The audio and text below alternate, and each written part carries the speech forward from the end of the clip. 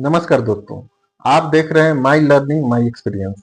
आज हम लोग डीपीसी के बारे में बात करने वाले हैं।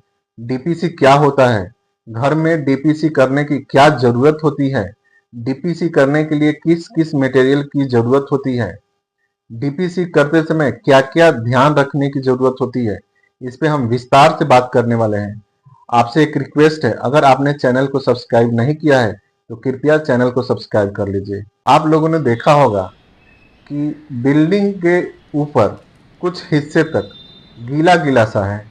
जैसे कि अभी आप वीडियो में देख रहे हैं कि कैसे बिल्डिंग के प्लिंथ से ऊपर तक का कुछ हिस्सा गीला सा नजर आ रहा है। ये क्या है? ये सीलन है।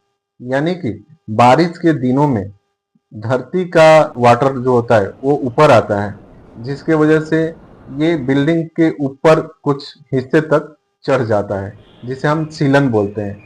इससे बचने के लिए हम डीपीसी करते हैं। डीपीसी एक्चुअली एक लेयर होता है जो वॉल्स में बनाए जाते हैं, जिससे कि पानी कैपिलरी होकर दीवार पे न चढ़े।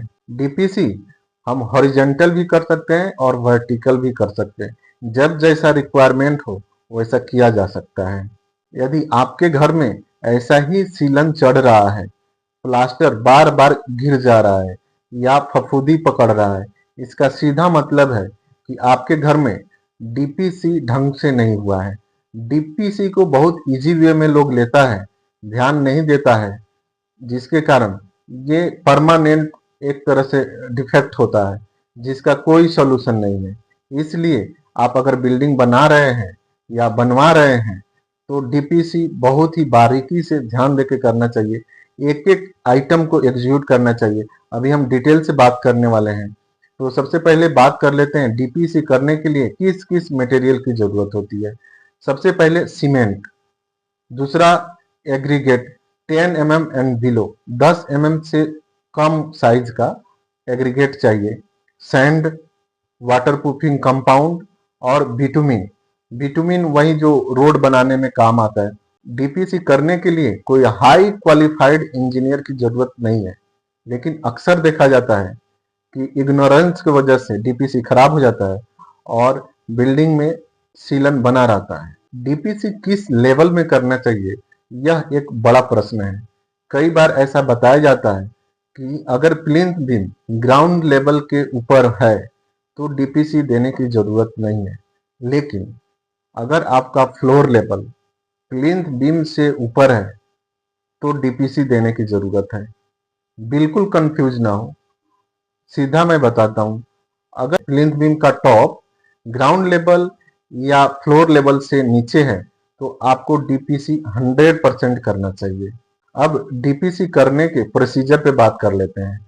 सबसे पहले दीवार पे जहां पे आपको डीपीसी करना होता है उसको अच्छा से क्लीन कर लीजिए, वायर ब्रश से क्लीन कर लीजिए और पानी से उसको बढ़िया से धो लीजिए, गीला कर लीजिए। ये पहला काम है। दूसरा काम, सीमेंट सलरी बनाइए और उसके ऊपर ले कर दीजिए। तीसरा काम मिक्सिंग का होता है।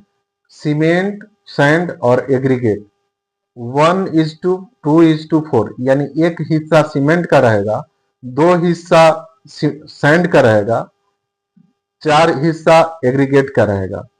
इसको लेके मिक्स करेंगे और इसमें हम डालेंगे वाटर प्रूफिंग कंपाउंड।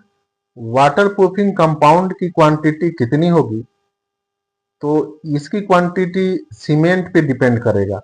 सीमेंट आपने अगर 100 केजी डाला है तो 3 केजी वाटर प्रूफिंग डालना चाहिए। इसी हिसाब से आप अंदाजा लगा लेंगे आपको कितना का रिक्वायरमेंट है, उसके हिसाब से इसमें मिक्सिंग होगा।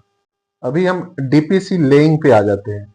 डीपीसी दीवार के फुल विड्थ में 40 mm थिकनेस, उसका थिकनेस 40 mm होना चाहिए। बढ़िया से उसको ले करते हैं, एक सरिया और ट्रॉवेल के सहायता से उसको बढ़िया से हॉन्चिंग करते हैं, जिससे डीपीसी के अंदर जो वॉइड्स होगा वो अच्छी तरह से निकल जाए। अब ये करने के बाद उसका टॉप फिनिश बढ़िया से स्मूथ फिनिश दे देंगे। देने के बाद उसके ऊपर वायर ब्रश से ब्रूमिंग कर देंगे।